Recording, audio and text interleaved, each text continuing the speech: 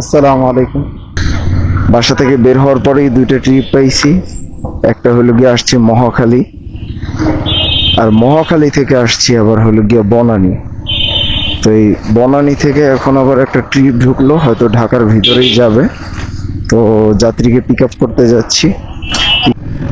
আমার কথা হলো গিয়ে যে লাইফে রিস্ক নিয়ে কোনো কিছু করার দরকার নেই ভাই। আপনি এমন রিস্ক নেওয়ার দরকার নেই যেটার জন্য আপনারই ক্ষতি।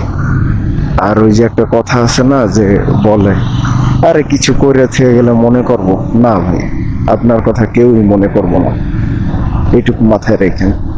বাবা মার দোয়া দরকার আছে, বাবা মার জন্য, স্ত্রী সন্তান তাদের জন্য করতে হবে, কিন্তু করতে যে এমন কোনো পরিস্থিতিতে না পড়াই উচিত যে নিজের বিপদ। ট্রিপ সব জায়গায় পাওয়া যায় এগুলো ভুল কথা, সব জায়গায় পাওয়া যায় না। আবার কিছু কিছু জায়গায় না রানিং এ পেয়ে যাবেন, তাই না? তো এটার জন্য আমি বলি যে রিল্যাক্সে যেখানে মারছেন ওখানে কিছুক্ষণ বসেন, দেখবেন যে অ্যাপে যদি ট্রিপ মেরে থাকেন আপনি পাবেন। আর অ্যাপে যারা না মারেন তাদেরকে তো স্টান খুঁজতে হয়, যে কোন কোন স্টানে বসবো। স্টানে বসে আমি আবার কোথাও বসি না, আস্তে ধীরে অ্যাপে মারি। তো তো এটার জন্য একটু রানিং এই থাকি। থ্যাংক ইউ ভাই, আসসালামু আলাইকুম। আর একটা কল ঢুকছে, ওনাকে নামানোর সাথে সাথে কলটা রিসিভ করি আগে, ইনশাল্লাহ পরে দেখা হচ্ছে।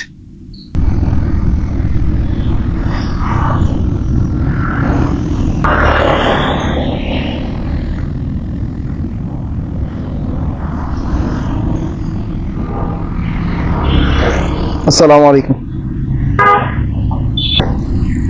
এত মানে বাজে অবস্থা এদিকের, কি বলবো। এই যে হাতিরঝিলের যে এরিয়াগুলো, যে সুন্দর সুন্দর জায়গা, দাঁড়াইলে অন্যরকম একটা নিঃশ্বাস পাওয়া যেত। কি করছে জানেন?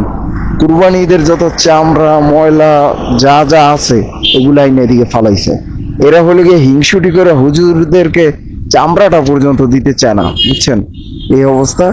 এখন এইসব এরিয়ায় আগে দাঁড়াইলে মানে কি এত ভাল লাগতো যা বলার বাহিরে, আর এখন মোটেও ভালো লাগে না। এখন এদিকে দাঁড়াইলে মানে আর কি নাক সিটানের অবস্থা হয়ে যায়।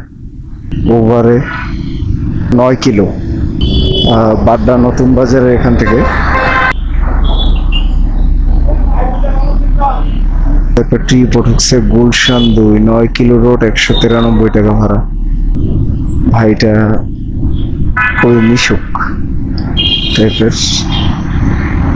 এইরকমই আসলে রাইড শেয়ারিংটা, বিষয়টা কি যে নতুন নতুন মানুষদের সঙ্গে দেখা হওয়া, কথা বলা, অন্যরকম একটা ভালো লাগে। ওরা তো বাড়াইতেছি না, আরো তেলের দাম বাড়াইতেছে। পাঠাওতে আর একটা ট্রিপ পেয়ে গেলাম। ভাইটা যাবে হচ্ছে রমনা পার্কের ওখানে। তো 6 কিলো রোড দেখাচ্ছে এখান থেকে। ওরে গরম রে, এসি দেখতে আরো গরম লাগে, এসি দেখতে আরো গরম লাগতেছে। 6 কিলো রাস্তা কি সুন্দর করে দেখে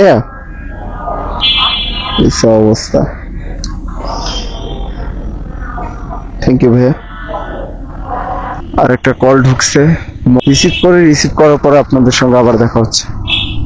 না ভাই, পুরোপুরি চাপ আসে নাই। চাপ আসলে আবার এইসব রাস্তা আবার এমন থাকে, সবাই দেশ থেকে ফিরলে একদম জ্যাম।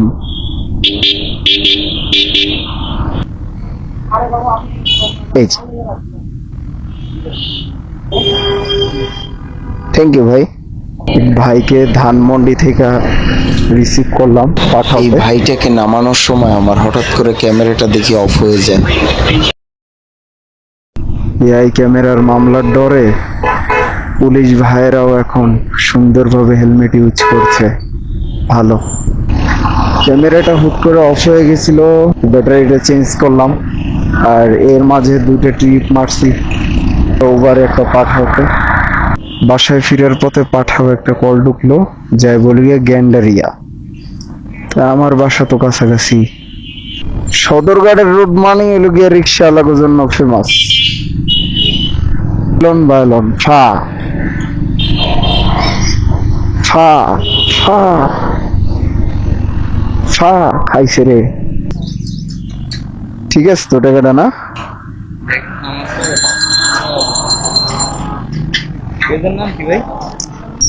একজনের পিস ওইটা কয় ভাই আপনার কি এভিএস? এভিএস দিয়ে কি করবো? পালসারের আবার এভিএস লাগে? পালসারের এমনি যে ব্রেক দিয়ে থুইছে হেডি তো খায় পর। এই রোডে যে গাড়ি চালাইতে পারে ঠিকঠাক মতো, সদরঘাটের রোডে, খায়ের কোনো ব্যাপারই না। এখন যত ট্রিপই ঢুকো কোনো কাম হইব না। পান্থ পথ, একটা ট্রিপ ঢুকছে 8 কিলো 180 টাকা, দরকার নাই। এখন বাসায় যাইতে হইব, ট্রিপটা বাইজা শেষ হোক, সুন্দর মতো অ্যাপটা অফ করে দিব, বাসায় যেয়ে ফ্রেশ হয়ে খাওয়া দাওয়া করতে হইব। তো আজকের জন্য এখানেই বিদায় নিচ্ছি, ইনশাআল্লাহ পরবর্তী সময়তে আবার দেখা হবে নেক্সট ভিডিওতে। আর সাবস্ক্রাইব এবং কি কমেন্ট করে মাঝে মধ্যে আমাকে জিজ্ঞাসা করেন ভালো মন্দ সবকিছু, আছেন যেহেতু আপনারা, তাই না? ইনশাআল্লাহ কথা হবে।